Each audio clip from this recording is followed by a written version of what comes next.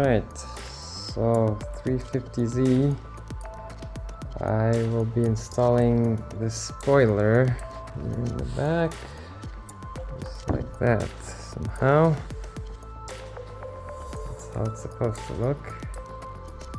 So first I will measure the width of the trunk, which looks to be about 4 feet even, and then I will mark middle, which is about 2 feet. Next, I will measure the actual spoiler, 44.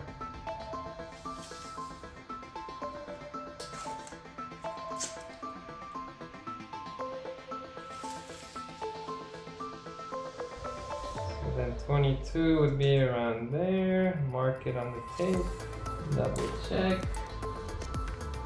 Looks good. Next, we have to clean the surface really well with rubbing alcohol. Really well. So that it sticks really good. And then with a dry rag, dry it. And now most of the prep work is done. Now we gotta take off the backing tape.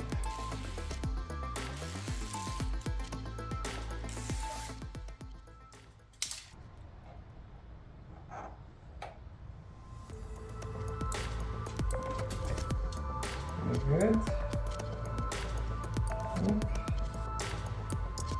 Looks good to me.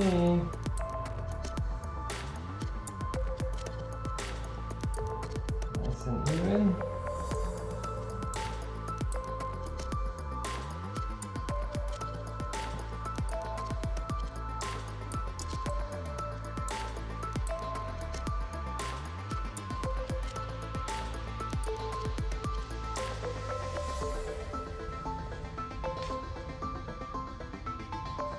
I think we have a spoiler.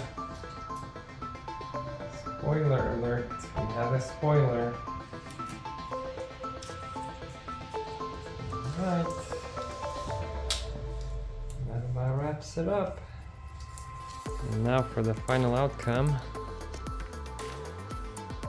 Not too bad, eh?